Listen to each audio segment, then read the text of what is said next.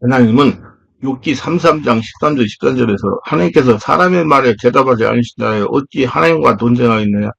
하나님은 한 번 말씀하시고 다시 말씀하시고 사람은 관심이 없도다. 사람이 침상에 들며 깊이 잠들 때나 꿈에나 밤에 환상을 볼 때 그가 사람의 길을 여시고 경고로서 두렵게 하시니 이는 그 사람에게 그 행실이 버리게 하려 하심이며 사람이 교만을 바으려 하시며 그는 사람의 혼을 구덩이에 빠지지 않게 하시며 그 생명을 칼에 맞아 멸망하지 않게 하시니라.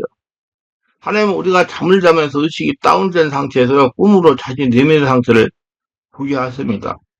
의식이 깨어있는 상태에서는 무의식과 영의 상태가 드러나지 않기 때문에 꿈을 이용하여 자신의 내면을 보게 하는 것입니다. 그렇기 때문에 치유도 성령의 깊은 영의 상태가 되어 마치 잠을 자는 것 같은 상태가 되어야 내면의 상태가 정확하게 드러나 치유될 수가 있는 것입니다. 그래서 깊은 온몸 치유 기도를 계속하면 자꾸 졸리는 수가 있어요. 그건 자신의 의지가 없어지고 성령으로 장악되고 무의식 상태가 드러나게 하려고 보이는 거니까 너무 염려하지 말고 그냥 숨을 들이쉬고 내서 주여하고 기도하시면 영적인 상태가 돼서 다시 내면에 있는 것들이 다 떠나갈 수가 있습니다.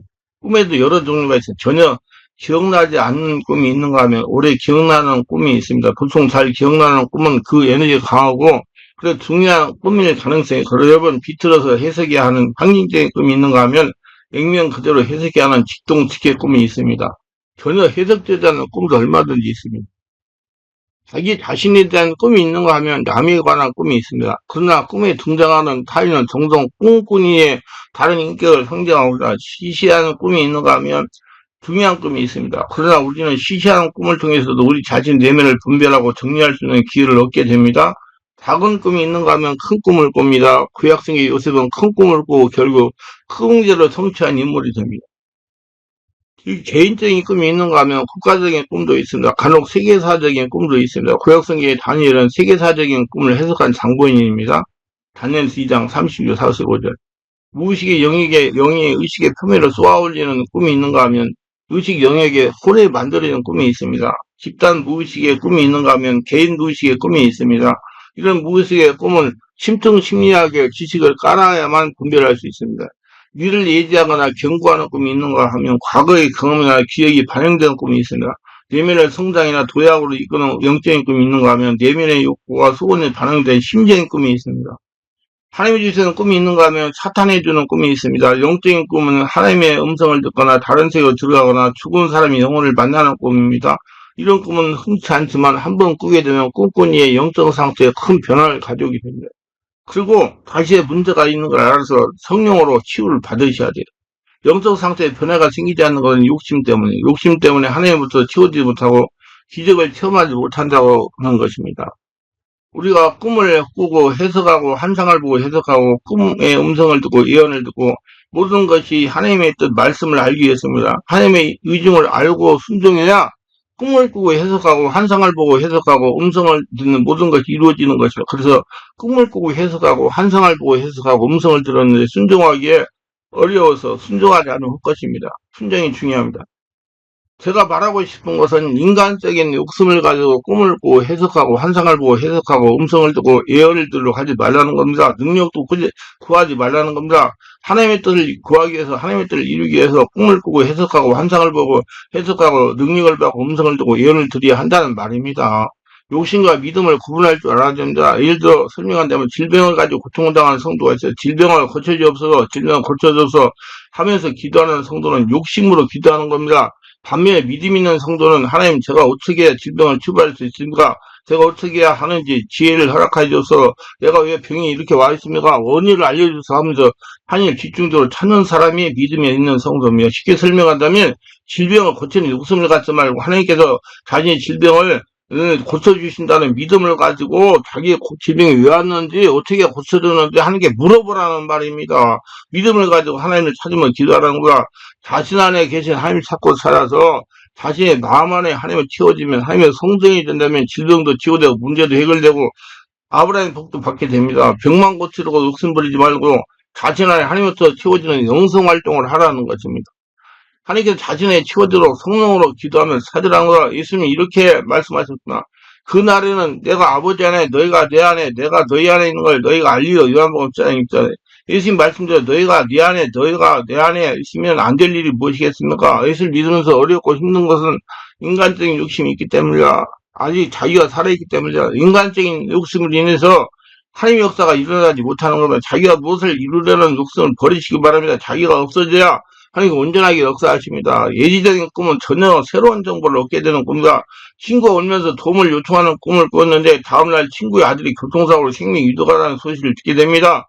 집을 나가는 아버지가 머물고 호텔의 이름이 나타나는 꿈을 꾼 딸이 실제로 그 호텔에서 아버지를 찾게 됩니다. 아내는 남편을 신뢰했는데 꿈에 보니 남편의 호주머니 예너치드가 나옵니다. 다음에 조사해보니 사실대로 판명이 됩니다.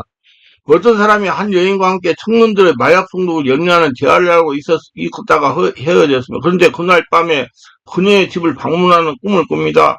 가만히 보니 그녀의 안방에 화장재 서랍이 열려있고 거기에 코카인 껍질이 수북하게 쌓여 있습니다. 얼마 후 그녀가 마약 중독자라는 사실을 확인하게 됩니다. 아브라함 링컨 대통령이 암살당하기 10일 전에 자신이 죽음을 본 꿈을 애지적인 경고의 꿈이라고 할 수가 있습니다. 우리는 종종 남에 대한 꿈을 꾸는데 이런 꿈을 해석하는데 조심해야 됩니다. 이런 꿈은 타인에 관한 정보를 알려주는 꿈이라기보다 꿈꾸니의 내면에 숨어있는 또 다른 인격에 관한 정보를 알려주는 꿈일 수 있습니다. 사실 남에 대한 꿈이 대부분 꿈꾼 자신에 관한 꿈입니다. 우리 내면에는 여러 인격들이 있어요. 우리 안에 건방지고 고집불통 인격이 있을 수 있습니다. 상처 입은 어린아이 인격이 있을 수 있으며 남을 감싸주고 보살피는 인격이 있을 수가 있습니다. 사자가 같이 사나운 인격이 있습니다. 이런 인격들이 우리 내면에 뒤엉켜 살고 있어요. 꿈에서 자라나는 사람이 등장하면 그 사람의 특성에 어울리는 꿈꾸니의 특성을 찾아봐야 됩니다.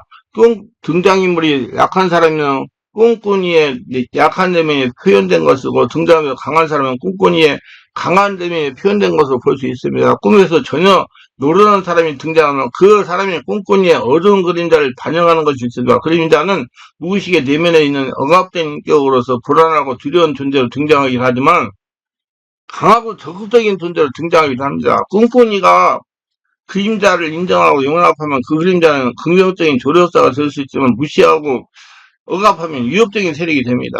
무의식 속에 억압되어 있는 과거의 상처를 회상시켜주는 꿈도 있습니다. 우리는 이런 꿈을 통해서 치유를 받아야 할 과거 상처가 있다는 걸 깨닫게 됩니다. 최근에 경험한 일이 꿈으로 재현되는 경우도 있습니다. 지난 일인데 꿈에 나타나면 그 일을 곰곰하게 되새김질 필요가 있습니다. 전혀 새로운 사실을 발견하게 될 수 있습니다. 사소한 일을 반영하는 평범한 꿈이라도 관심을 가지고 살펴보면 우리 내면을 정돈할 수 있게 됩니다. 자동차에 대한 꿈을 꾸는데 자동차를 운전하고 싶었지만 어디로 가야 할지 몰라서 운전대를 잡는 걸 피했다면 그건 자기 자신에 대한 통제를 잃고 있음을 뜻할 수가 있습니다. 어디로 가야 할지 갈 바를 모르는 인생을 살고 있다는 걸 보여주는 것입니다. 지금 나는 내 안에 어떤 무기적인 힘에 조종하고 있는 것은 아니지. 차가 언덕에 올라가는 중에 엑셀레이터가 작동하지 않아 앞으로 더 이상 올라가지 못하는 꿈을 꿨다면 이렇게 자신에게 물어보세요. 지금 내 앞에 놓인 과제를 감당할 용기가 없는가 있는가. 어쩌면 나는 연료를 충분히 채우지 않은 채 문제의 높은 언덕을 향해 떠나는지 모릅니다. 하는 일이 힘이 버겁거나 난관에 봉착하여 고통을 겪는 꿈입니다. 아래로 떨어지는 꿈은 흔합니다. 절벽 아래로 떨어지는 꿈. 저도 어렸을 때 많이 꾸었어요. 그 꿈은 다음날 내가 계단을 지붕에서 굴러떨릴 것이라고 예언하는 것이 아닙니다. 바닥에 없는 심연으로 추락하는 꿈을 꾸었다면 지금 버팀대를 놓치고 발을 헛디뎌가며 너무 높이 올라가고 있는지 아는지 자신에게 묻자. 꿈에서 떨어지는 것은 영혼의 내적 추락을 경고하는 경우가 있습니다. 그러니 절제가 필요하다는 내 삶에 어딘가에 지나침이 없는지 보라는 조심스레 삶의 자리를 살피는 충고입니다. 어렸을 때 떨어지는 꿈은 키가 클 때 떨어지는 꿈을 많이 꾼다고 그러죠. 저도 그런 꿈 많이 꿨는데 한마디로 하나님 안에서 자신의 행보를 주의해야 된다는 메시지입니다. 떨어지는 꿈에 추락하거나 다치는 걸 미리 막지 못해도 우리가 하나님 안에서 피신할 수 있는 사실을 의식하게 할 수 있습니다. 모두다 꿈을 너무 심취되지 말고 무시하지도 말고 바르게 해석해가지고 하나님이 주시는 예지를 바르게 알고 따라가서 인생 성공하시기 바랍니다. 기도합니다. 오늘도 저희 설교를 끝까지 희생하시면 축복하셔서 구독, 좋아요, 알람 설정 공유하시면 축복하시고 우리 모두 다 꿈을 통해서 하나님의 뜻이 있다는 걸 알고 꿈에 너무 심취되거나 무시하지 말고 바르게 자기가 직접 꿈을 해석해가지고 하나님의 길을 따라가며 하나님의 축복의 도구들이 다 되도록 도와주셔서 예수님의 이름으로 기도드리나이다. 아멘.